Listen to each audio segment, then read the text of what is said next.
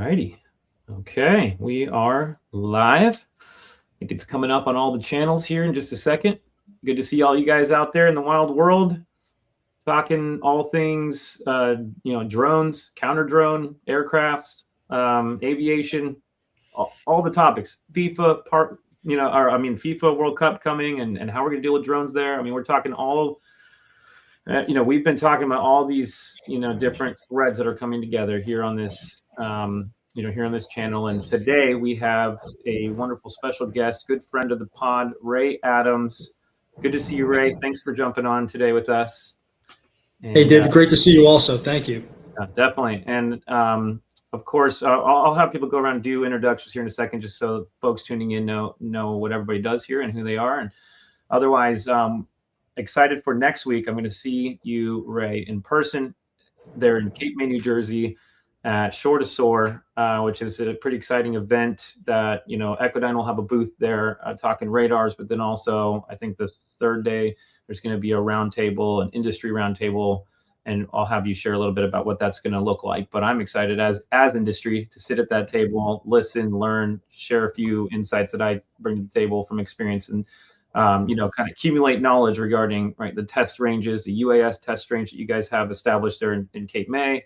I mean, the work that you're going to be doing in partnership, I believe, with the Port Authority New York, New Jersey, with this new EIPP announcement with them, where, of course, as folks tuning in, if you're not sure what that is, I mean, I'll let Ray share more details too, but I mean, they're testing eVTOLs, electric vertical takeoff and landing, these new futuristic aircraft. How are they going to fly in the national airspace and work together with all the other crazy contraptions that are flying now, drones, helicopters, Cessnas, all the things.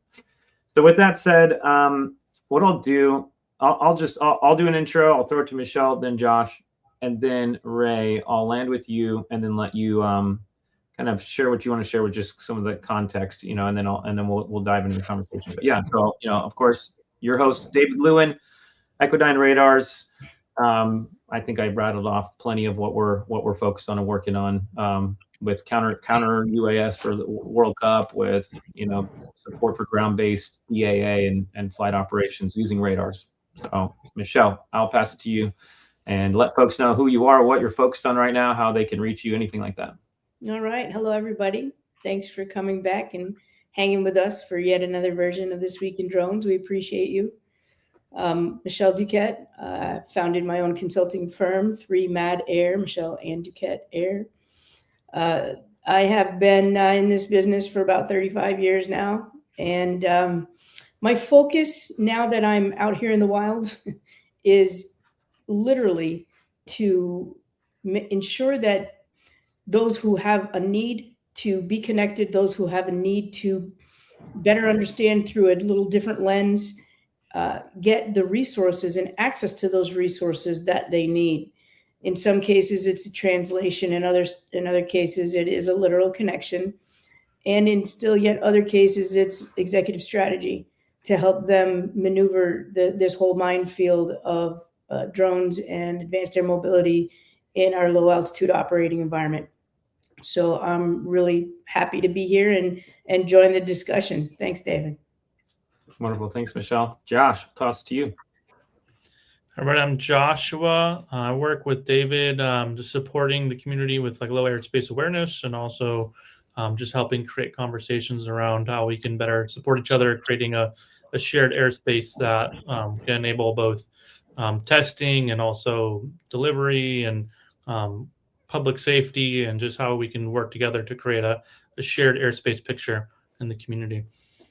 Beautiful. All right, Ray, I'm going to toss it to you. Same thing. Feel free to share who you are, what you do, any of that. And then I kind of neglected to mention the meat of the topic today, aside from the Cape May event that I want to hear more about, we're going to deep dive into positional truth and, what that means, kind of alluding to what Josh just talked about, that shared airspace awareness. Just for listeners tuning in, we're going to hear from Ray and banter on a few key questions around that, how does an aircraft know where it is, and how does it avoid other people, and how is technology involved in that, how our operators are involved in that whole process. So just to give people a little context as to where we're heading, Otherwise, Ray, I'll toss to you just for like the intro piece, who you are, what you're doing, and tell us a little bit more about next week.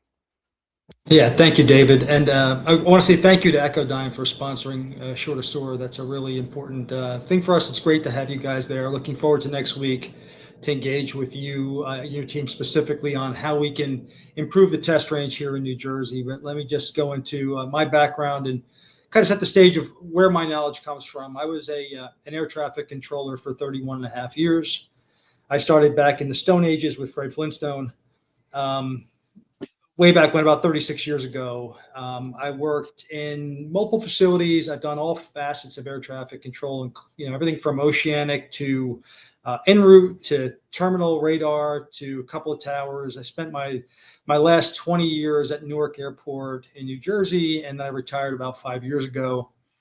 Since my retirement, I started two companies. I've got Air to Elevated Thinking, which is we do systems engineering concept work for the FAA. We work with folks like NASA and others on really the concepts that are underpinning the new entrants coming into the industry, right, into the space.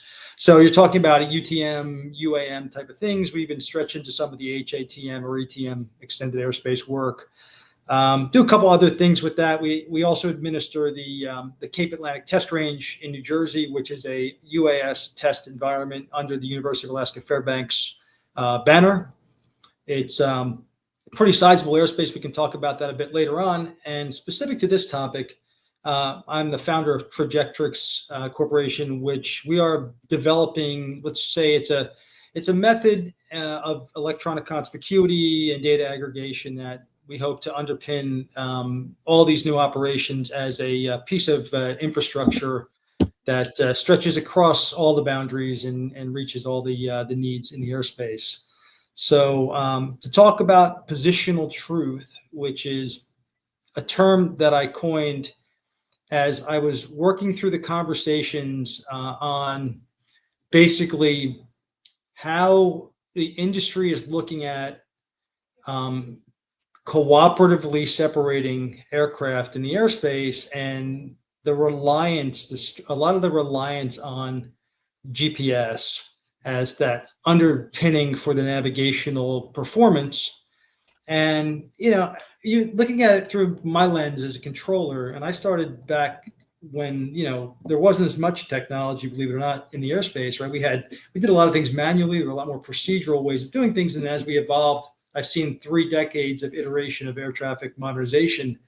But all of it really, for as much as we've layered on new ways of doing things, we always go back to the old way of establishing our positional truth of where an aircraft really is so that the air traffic controller can provide that separation or provide those traffic advisories in a meaningful way. Now, the UAS space and a lot of what folks are talking about with electronic conspicuity using ADS-B it's a very useful technology, right? So there are useful technologies out there like ADS-B that provide supporting information. You know where you are. You tell somebody else where you are. They can hopefully see you in some electronic way and not get in your way, right? The problem with some of these technologies is they're good enough for things like navigating your car down the road. But, when you navigate your car down the road and Google Maps tells you you're not on the road, but your eyeballs are telling you are on the road, you've got some kind of correlating data that says, well, maybe that navigation service is a little bit off. I know where I am. There's nothing underpinning that with ADS-B or a lot of the way drones navigate today, right? Unless you're getting some advanced form of inertial navigation, which is expensive and you're used in GPS denied environments. For the most part, there's a single point of failure in our navigation and surveillance performance that we're basing our entire systems on. So positional truth goes back to how do we use multiple layers of independent surveillance that don't have common failure points to establish the actual location of an aircraft in the airspace to provide the services required for that aircraft to operate. That's really good. I mean, and a lot of folks listening in, right, they're going to relate to this not just from like the pilot aviation standpoint, but as you mentioned with we're talking electronic conspicuity. How are we going to fly hundreds, thousands of drones for delivery, crisscrossing the airspace over, over our neighborhoods and streets, right? And as hopefully there's mass expansion of that. Some folks hope that, at least, like, how are we going to get toothpaste delivered to our homes, or blood transfusions delivered much more quickly and efficiently between hospitals? How are we going to use drones for agricultural work, spraying, things like that, surveying. I mean, like with these really awesome, like, new technologies and fixed wing drones that can survey huge areas, all this stuff, all these really cool new advanced air mobility, not to mention these Jetsons, electronic vertical and takeoff and landing vehicles that we're hoping you get to ride in, like, super futuristic. This is super cool, but it's going to introduce all sorts of dynamics into the airspace. And for me, I'm just sort of repeating context for listeners as well as in what you just said, Ray, is that it's like, how are all these systems going to know where they are and where each other are, so they don't start running into each other left and right? Because that one or two crashes, even if lives are not at stake at that point, which they actually are in the national airspace, but even if it's like drone on drone, and that blood transfusion runs into this other, drone delivering toothpaste, that's going to hit national news, maybe international news, because it's a novelty. You saw it with, like, driverless vehicles, right? If they accidentally run over a cat or something, which is terrible, that's like international news, and maybe the stats on driverless vehicles is way better in terms of, like, reduction in lives lost on the road with driverless cars. But it's those small incidents that get people up in arms and could shut down an industry. So how do we avoid that? How do we make sure the airspace is clear and safe? And so positional truth is key. So I guess with all that preamble, and Michelle, can I toss it to you? And from your operational lens, from your interoperability lens, from your various takes on this, what is your definition of positional truth, and what are some of your hot takes on this topic? Sure. Thank you, David. And thanks, Ray. I got to tell you, I'm in 1,000% agreement. So I like the term positional truth. In my mind, I've probably defined it in a few different ways, but it boils down to the same thing. What are the layers that we need in order for everything that is flying to be able to understand own ship position and position of everyone else operating around you? And that is not a single solution. It's like you inferred, there are layers to this. There are layers, in my mind, to how electronic conspicuity should be defined in the future. And it's not just for drones or advanced air mobility or eVTOLs. It's for GA. It's for the business jets who are operating at lower altitudes in some cases, in some smaller airport regions. They all need to have that same kind of situational awareness with the other types of operators, including the drones.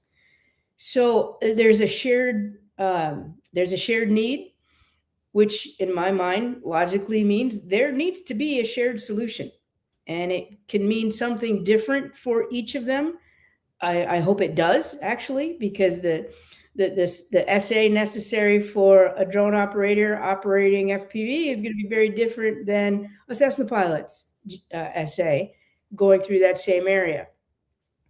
So I would love for us to be able to start unpacking what that looks like. What are those layers? And Ray, maybe have you tell us a little bit about the position. Oh, I guess I'm going to use that word too much. The perspective that you've been taking in order to add a layer to this electronic conspicuity solution. Yeah, that's a great segue into kind of some of the thinking. I like how you said this is a shared solution, Michelle, because it really is, and there's no sole independent technology that brings every piece of this.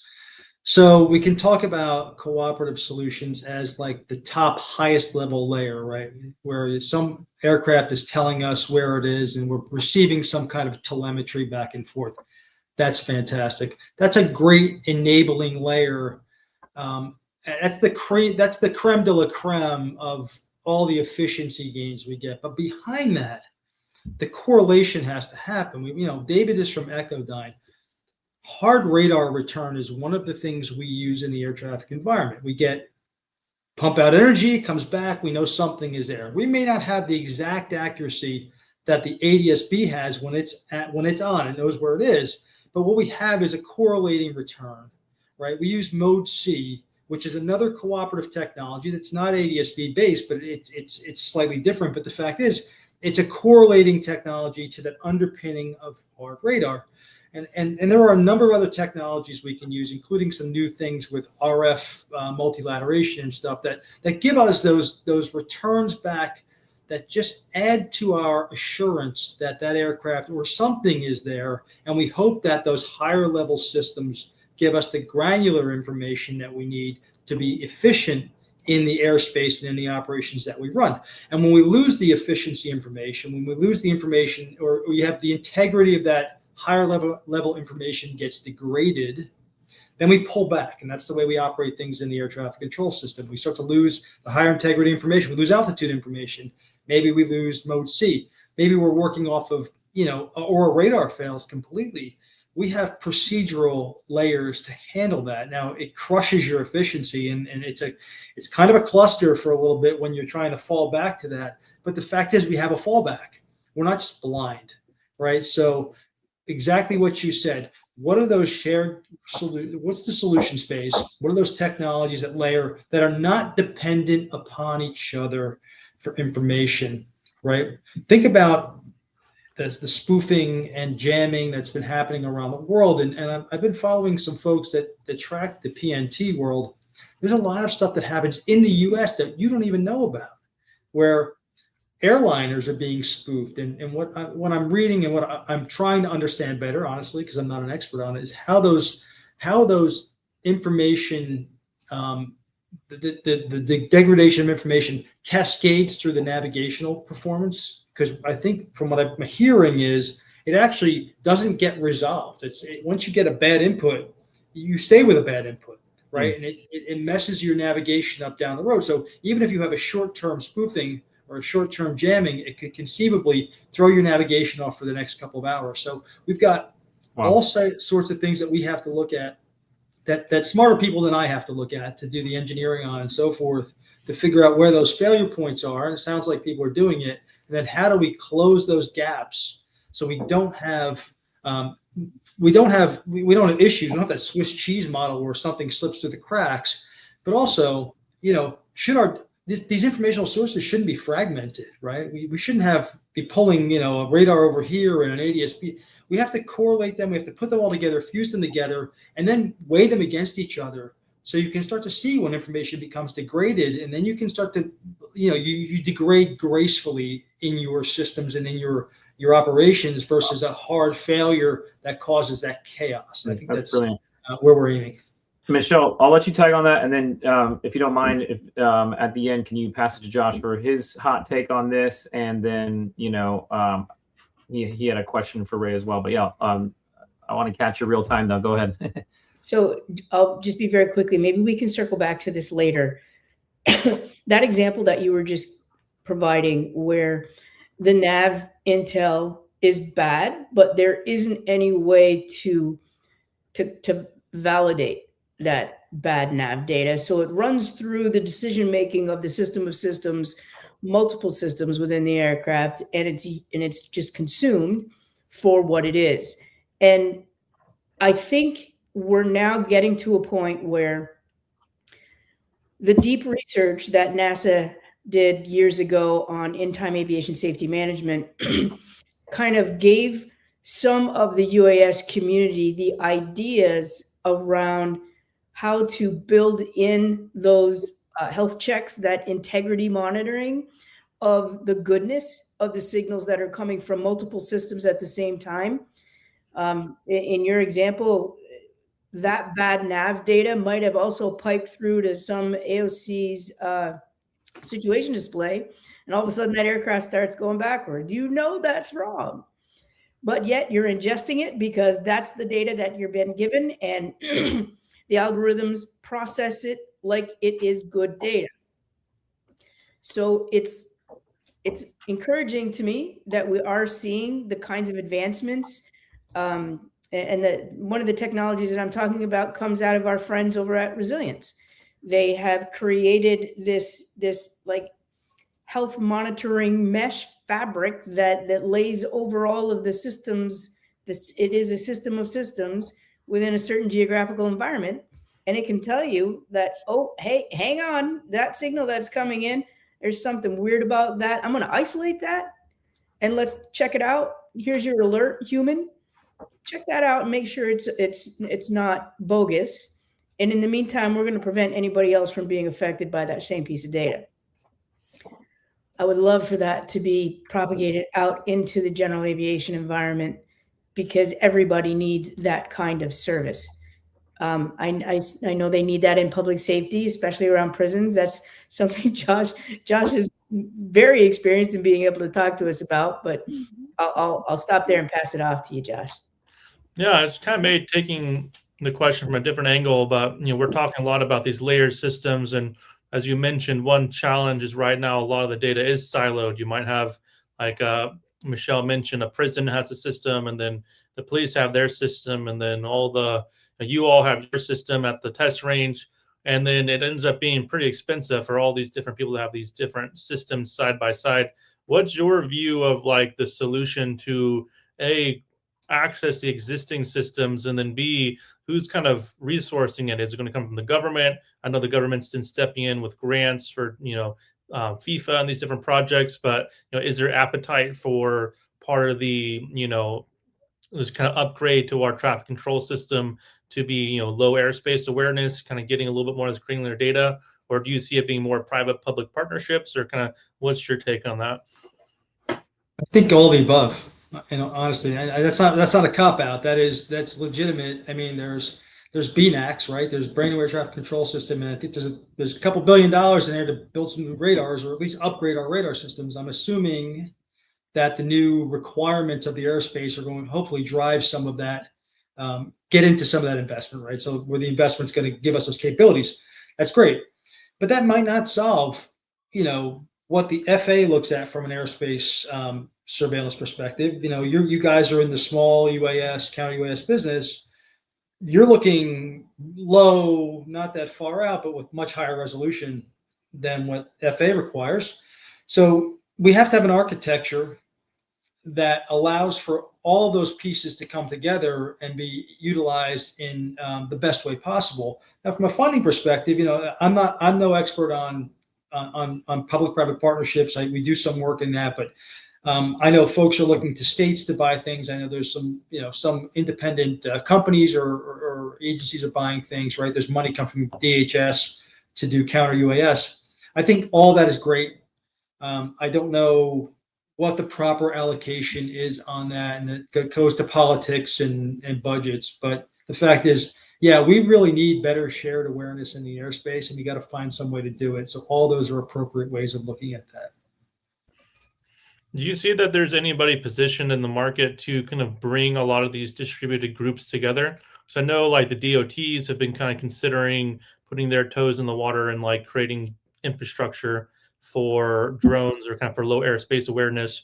And then you see, obviously the police are deploying these DFR programs where they're getting, radars and RF detection and like, those different technologies, layered systems. And then you have even some private groups like, community investment funds or economic development funds resourcing it. Do you see that there's one group who's positioned to kind of maybe lead pulling some of these different constituents together to create that low airspace awareness, or do you think it's pretty scattered right now? Well, I mean, yeah, it's definitely scattered, but there's a movement. I mean, David mentioned that we're on 2 EIPP winning teams, right? So that one EIPP winning team is the Port Authority of New York, New Jersey. And that's New York, New Jersey, Delaware, Vermont, came together to work on that. Second one is the multi-state collaborative, which was submitted by the Pennsylvania DOT, and is a fair amount of states that are in the collaborative. I don't know the exact number, somewhere around 20. So that's run by NASEO, and John Eberhardt was the progenitor of that. John is ATA Aviation. They have a product called the Flight Information Exchange. We actually do some work with John. We have a Flight Information Exchange now in New Jersey that we just stood up in the last 2 months that is starting to pull together all those resources and trying to figure out ways to share that data in a way that's useful to multiple entities. And then we're also aligning with some of the work that the DoD is trying to do with their own systems, their own counter systems and information systems. So there's lots of ways to look at that. And then, of course, the automated data service provider, Part 146 stuff is coming, and that leads to all of the federated services that are UTM and UAM centric. All these should connect together at some point, but yeah, they're still fairly fragmented. But I would say that the NASEO / John Eberhardt's multi-state collaborative is probably the one that we're most familiar with, and they're trying to bring that to bear. So, Ray, how do you feel about the new ADS-B in mandate from the just passed alert legislation as another layer for electronic conspicuity? I'll ask that first, and then after, maybe you can talk about the crude pilot perspective on that coming into national, having ADS-B in with all the traffic around you. So first off, I congratulate the Congress for doing that, right, for passing the Alert Act. And I don't think it's signed yet, but fact is that is one of those high level granular solutions that we have that provides us the best information we have based upon that specific technology's limitations, right, which is the GPS. I've published some stuff on this. In the crash at DCA, it wasn't an ADS-B in issue. That wasn't the problem. All right, they had TCAS, Mode C information was exchanged. The information was on the display in the cockpit. The TA was suppressed because of the altitude. The RATAs are suppressed, and that's a standards that was put out by the standards body to prevent low altitude maneuvers, right? So you could argue that in that case the information was there. The human factors, the guidance around it prevented the information from getting to the pilot in audible form, but it was on the TCAS display.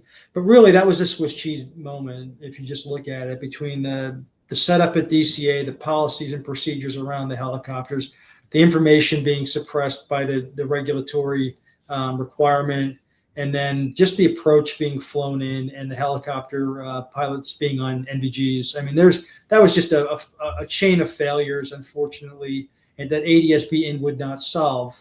But the NTSB has been pushing for ADS-B in for a long time. So, again, I don't have a problem with that. We do need a layered solution still, because someday that could be an aircraft that's not broadcasting and not have no Mode C, right?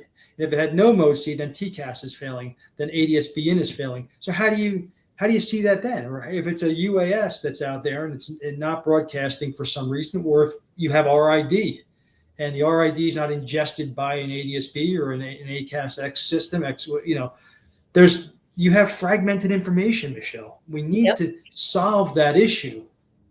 And no matter what the technology is that's presenting the information, we have to solve the fragmented issue and get it into the right place at the right time in the right, in the decision loop is what it comes down to. And it wasn't there in this case. If I had a mic, I would drop it right now.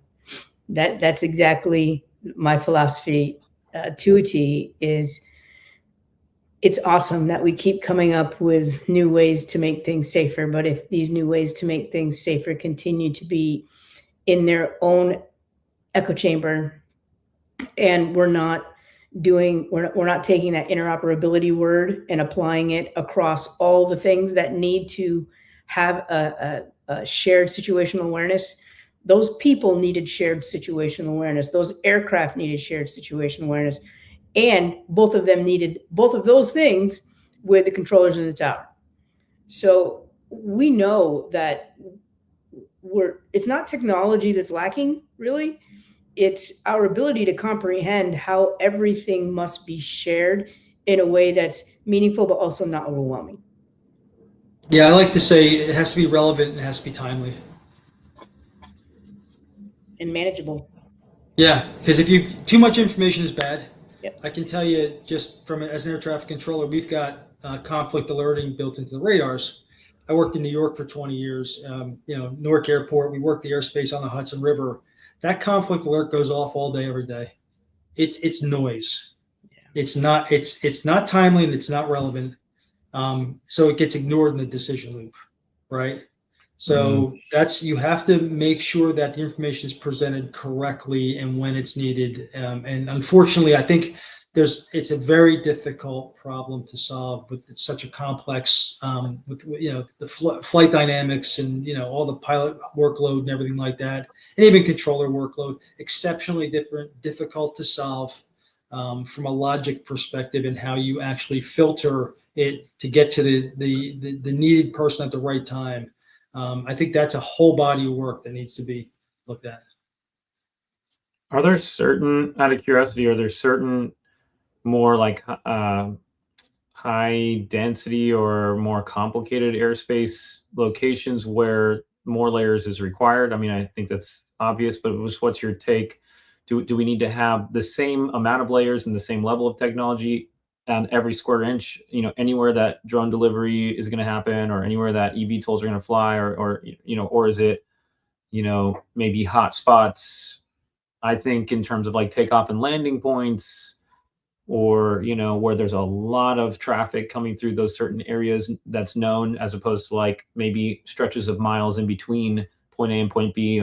Maybe there's 100 miles between those 2 points, and perhaps a good chunk of that is maybe less active, and we know that. Like, how do you envision those differences, I guess? Yeah, I mean, look, in a perfect world, we'd have perfect information, we'd have perfect surveillance and everything like that. We don't have the technology, the budgets, or the desire to do that. I think it's a risk-based approach. I think we have to not underestimate the risk in certain airspaces, which I think we do sometimes, or with certain operations. Just we're trying to classify things simply by weight and by altitude, and I think that those are two factors, but they don't capture the whole risk picture. I wish we'd do a little better job with that. I agree that, and if you look at the 108 rule and how the layers of detect and avoid are based upon kind of ground space, airspace complexity, things like that. It's not a bad approach, right? I'm not crazy about the way they classified them and they're using certain blocks of whatever. They had to do something. Let's just put it that way.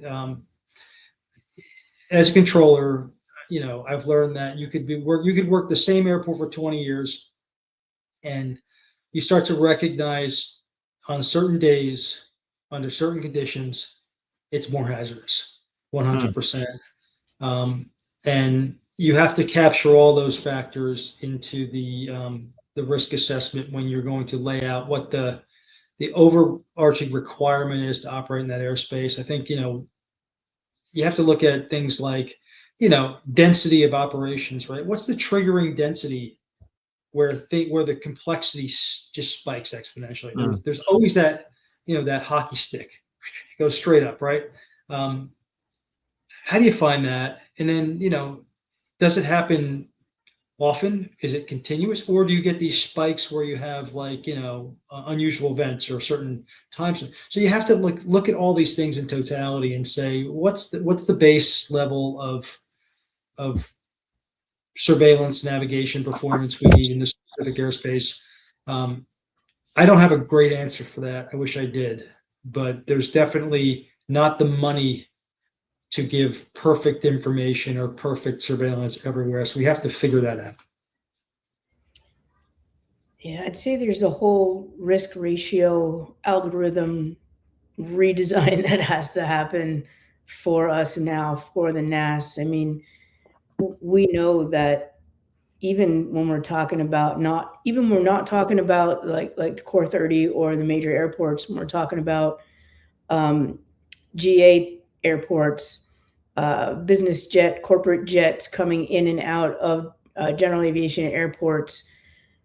The risk ratio at Teterboro is way different than the risk ratio, say, over at Manassas, right? They are completely different operating environments. And yet both of them will have drone activity. Both of them could be candidates for the type of urban air mobility that eVTOL passenger service or cargo delivery might find attractive. So in both cases, we need to come up with a low altitude operating environment situational awareness thing that allows all of them to have the kind of conspicuity that they need, both for themselves to be seen and for them to be able to see everything else around them. But my guess is that the acceptable level of risk definitions for each of those airports are going to be different. And I think it's going to help the GA community too, because, we've never been able to quantify VFR traffic anywhere.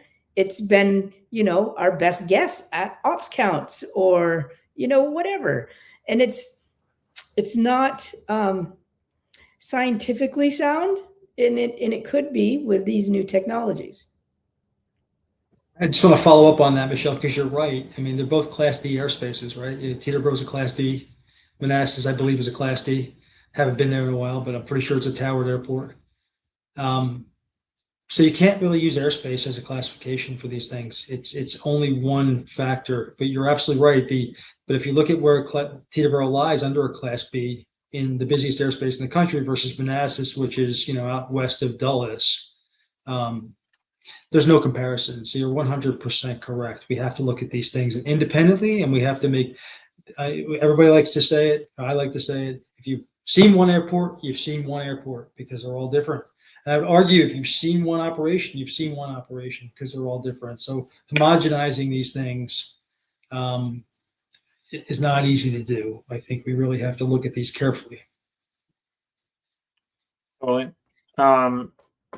That's good, man. I was looking down some of the questions that that we were bantering on earlier, and you said, I kind of pulled this from one of your other sessions, but you said, can current systems maintain safe operations when cooperative signals are lost, degraded, or intentionally manipulated? And I think about, for example, there's a lot of aircraft that are touting, they can fly without needing any sort of third party. They can just do it all with own ship information because they always know where they are. They always know where other objects are via whatever the case, all the sensors on board. And so they can avoid anything.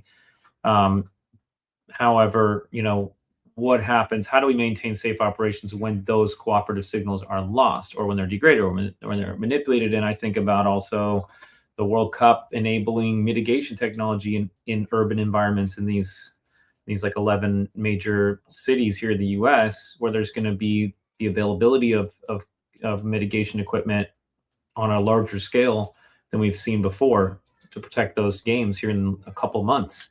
Of course, they're going to be managed by DHS, but there's going to be deputized state, local law enforcement agencies that will be able to push the button or help support, however that works, potentially jamming or disrupting drone operations over these stadiums or nearby, right? That's going to be interesting. What is the collateral impact? And I think that's yet to be determined, and we're gonna see. But what happens when someone's flying a drone, relying on its own ship information, GPS, etc.? It's doing a great job by itself, and someone else, determines there's a serious threat to a huge stadium, and they go ahead and jam, in that direction, another drone, and maybe it, who knows, right? I don't want to speak to exactly how that technology works. I'm not, defining it, but I'm just wondering in the off chance there's collateral jamming, and then GPS is lost on a drone that wasn't expected to be lost. What happens to it? Where does it go? Do we know where? Do others do it? Does everyone else know where it is? If because what if there's a helicopter zipping through, coming back to a hospital helipad, and they're charging right to their helipad? They're not really necessarily, thinking about a rogue drone that's now lost GPS that might be now in their flight path. Like that's how, I think about, I don't know, just that scenario specifically. That's one example of how that information could be degraded, in these technologies, in these mitigation technologies that are going on. Maybe Josh, I'll toss it to you for a second to say, how do you see, whether it's radar technology, of course, with your work with Echodyne, or your other perspectives on it, but I'm curious how you see, these layers coming in when one technology is degraded, or one sensor or one source is degraded. Can you fall back on another? Radars being a foundational to that. Toss it your way. Yeah, and I think it's interesting too, considering mitigation, because when you're talking about these really complex environments, it's typically very difficult to fly a drone in those anyways without losing connection with the remote control, or even if you're flying a cellular network. Think about FIFA or one of these games. It's very hard to get connectivity in general, let alone flying a drone through, a complex urban environment. So the idea of having a number of different, systems in place for detection, radar showing you, all things aloft, but then those remote ID systems can be very valuable too, giving you a little bit of that additional data kind of as it's heading in. But once you kind of have the awareness in the airspace, it's also interesting to consider layered mitigation, because most mitigation systems out there are limited in the number of drones they could take down at one time. So considering one, drone kind of takeover system might not be enough for protecting a heavily traffic environment. You might need a few, and even just thinking of the frequencies, or the RF frequency and the different just congestion in that environment, you might even need a couple to actually have a strong enough signal to take over the drone. And then you start looking at like kinetic mitigation, where you have a drone capture the nefarious drones and drop them down. But then again, you may need layers of even multiple drone takedown systems to make sure you're really protecting it if there are the site, if there's multiple drones. So it's just interesting when you start looking into kind of the real world application of these systems, even layers and redundancy in your core systems like mitigation might be required, even more than just having kinetic and cyber takeover, but having multiple of those in order to make sure that you're able to take it down the nefarious drones in a timely manner, or even detect them. So it's just interesting once you kind of go through different environments, seeing the necessity of layers and even just redundancies in your layers. Good point. And in a war zone, you don't have to worry as much about necessarily the sort of collateral leakage of signal and things like that. It depends. I mean, certainly you don't want to take down your own fleet of drones and whatnot, right, with your electronic warfare, but you have a little more capability in a war scenario to just blast things and take out everything that might be over that direction all at once. Whereas in an urban environment, you have to be far more selective. And I'll toss in a thought on radar. Like, radar is one of those components that gives you very precise positional truth. Sometimes they'll call it like even like a truthing radar, or a ground truth system that's then able to be compared to all the other sensors to check for, if they're accurate and if they're turned on and whatever else. And so having that exact three-dimensional, not just X, Y, but also that Z, in the air, how high is that target, is super important. And then, because then you need to know exactly where it is so you can be that precise, like Josh is describing. Like it's not, those two look like the same drone, but they're actually, 50 feet away from each other, a mile out. It's really hard to tell unless you have super high precision on your, your beam widths for your radar, for example. Now you can tell there's two targets, not just one. Well, which one is it? Oh, it's the one on the left. Now you can send that interceptor drone, you can queue it and send it to that one on the left, right? That gets very complicated, but again, precision and redundancy matters. I just want to toss those out there. Yeah, absolutely. And I think you are just beating the drum from yet another perspective on why we need layers.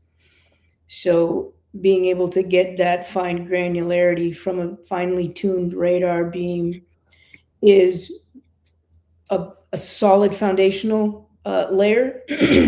And then we need to be able to determine who these folks are. So now here comes your remote ID. Let's understand if they're cooperative or non-cooperative. That right there, those two things allow you to make a very quick assessment.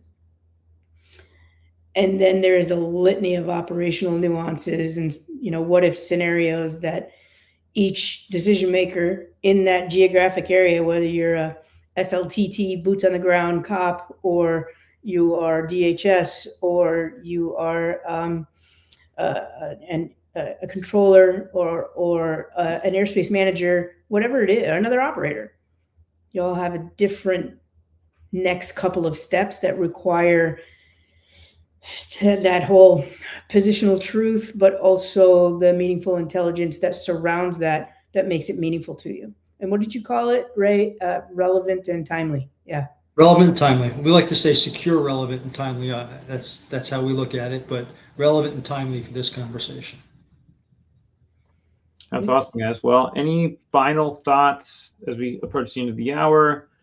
I guess the final question in the list anyway kind of sums it up. But the question I'll pose to you guys in closing is, what is the risk of building advanced air mobility, right, or beyond visual line of sight operations on surveillance assumptions that these technologies work in demo environments, but not how do they work? Are they tested and proven in congested or degraded environments? Back to Josh's point, when you're during a FIFA World Cup game, it's going to be, you're not allowed to fly your own drone if you're a hobbyist, right?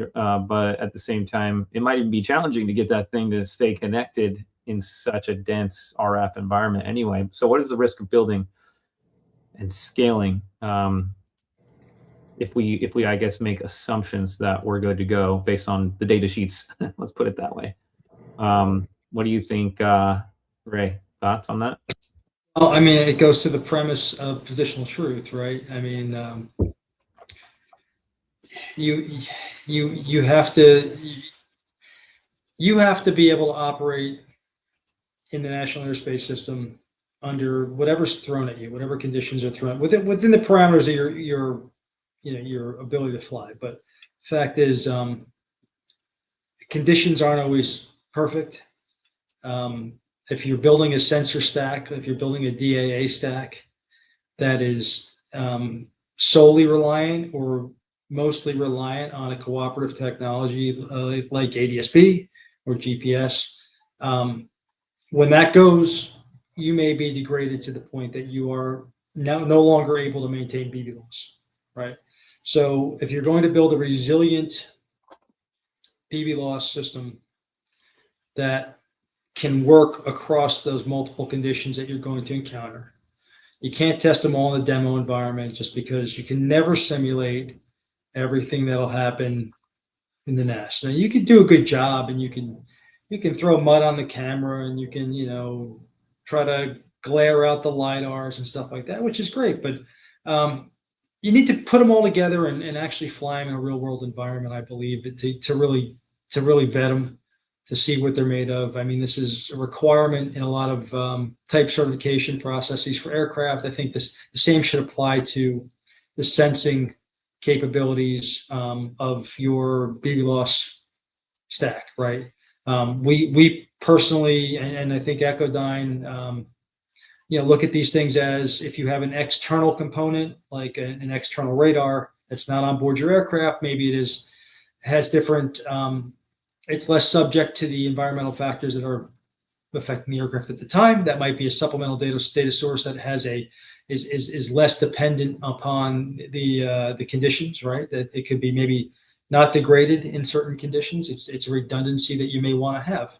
So I think that all these, you have to test these, find all the holes and the gaps, and then find ways to make them resilient in the real world environment. Otherwise, you have a house of cards when it comes down to. Well, and shout out to Kate May and the whole test range, because that's a huge benefit that you provide, is creating real world scenarios in a location where you're able to fly the lengths, the up to the elevation that you can't normally fly if you're in the middle of some urban city and you want to do your testing, right? You guys are able to set that up over land, over water, extensive elevation, I believe, on your height, capabilities, right? And so, I mean, that goes to show why that's so important, and why you guys were brought into, I think you said, at least 2 of the EIPP teams that are going to be testing these, these cool new future aircraft that we're all going to be seeing, hopefully, Jetson's capability. But we need test ranges where we can actually see how these function and make sure they're safe before they go out into the wild, right? So good on you guys for that. And not just us, though. I mean, all the other test ranges have different conditions, right? So we have geographic diversity of ranges for a reason.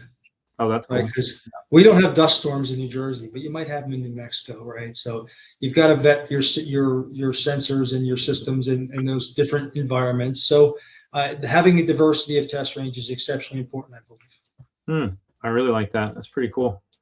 Well, Michelle, what do you think is the risk of building advanced air mobility or BVLOS ops on assumptions on data sheet specs? So, given where I come from, I am a strong believer in the research being done in a controlled environment that's very deliberate, so that you can inject variables and change those variables, and then track the changes to the system of systems that happen because of that one variable change. So that means your controlled environment needs to be repeatable, so that you're isolating the change and mapping it directly back to whatever that variable was. I am a firm believer in that. I've seen that be very successful for years and years and years. However, when you apply that to an operational environment, that sterile environment ends up losing the operational dynamic that all of our regs and all of our standards are really for. And it's not necessarily always just for making normal operations run. It's for what happens when something goes sideways. And we have some pockets of operational testing that have done a decent job with being able to inject different scenarios, and they call them injects, being able to say, okay, now this time it's going to turn left and you're going to have an aircraft confliction alert. And however, those things are always, they're still controlled, right? They're still predetermined. And man, when you are out there in the operation and life is happening, the world is happening, you don't have that luxury of being able to think about it ahead of time. You really need to be able to be in an environment that is safe, but not necessarily controlled to the point where the operational dynamics aren't there. So I think that is a risk, that once we, open the spigot, because we've had a couple of test sites do these things, we're still not preparing these folks for the reality of an operational environment.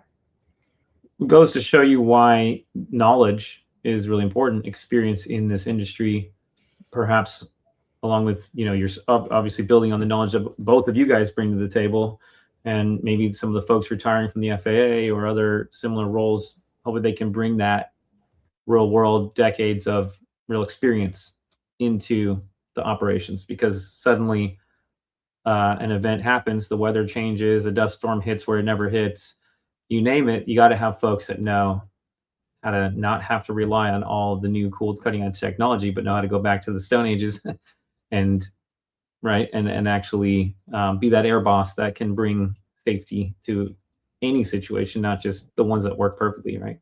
And what comes to mind. There's a whole wrapper around that too. It's number one, what you just described, and being in the moment and being able to adapt safely. And then there is that post-event analysis where you do have to also have people that will recognize what those key performance indicators actually were, be able to pull them out, be able to build metrics around them so that it then becomes part of your health assessment of your operating environment. Because without that, what happens? It becomes Groundhog Day. And eventually ops people learn when you have enough Groundhog Days, but it doesn't necessarily have to be that way, because we do have, we can blend the two worlds and be able to take advantage of that efficiency measurement immediately and build it back That's in. good. Yeah. And just asking the question, like, well, how do you know where you're located? What is your positional truth? Oh, well, we have a remote ID sensor on there. Great. How do you know that remote ID sensor is accurate all of the time? How do you know that it's running all the time? Well, okay, the dot goes off my screen if it's not running. Okay, that's something. How do you know that you're right? I mean, and you kind of figure out, like, perhaps the need for redundancy, and maybe before an incident, hopefully, like if they're in an environment where they better know if it's accurate for life safety, then maybe having a system. Obviously, I'm biased towards radar, but there's others as well. But I think of, well, if you had a radar that was giving you that correlation, then you might see, wait a minute, why suddenly is the radar and that remote ID, dot on my screen separated by, so far, like one's on the left, one's on the right. That's weird, because this whole time they've both been, we tuned it and we validated, and they've both been in the same spot every time. Why is it off right now? It's showing my elevation is suddenly 200 feet different on my ADSB sensor than it is on my radar. Now you have a question you can ask, or you have recorded data, Michelle, that you can go back and triage and be like, wait a minute, right? Or shoot, maybe we need to add a system because we had no way of knowing. It's always worked for a year. It's always worked. All of a sudden it didn't work that time, so I think that's pretty interesting. Josh, any final words in the next minute? I think I'm good. I think Ray, it was great having you on today. It was definitely really insightful and always great hearing what you have to say, Michelle. I think I'm good for my final thoughts, but yeah, looking forward to next week. So all right, guys. Well, thanks so much. Thanks for everybody out there listening. And we're going to keep on keeping on, round tabling virtually, but next week in Cape May. Take care, everyone. Thank you.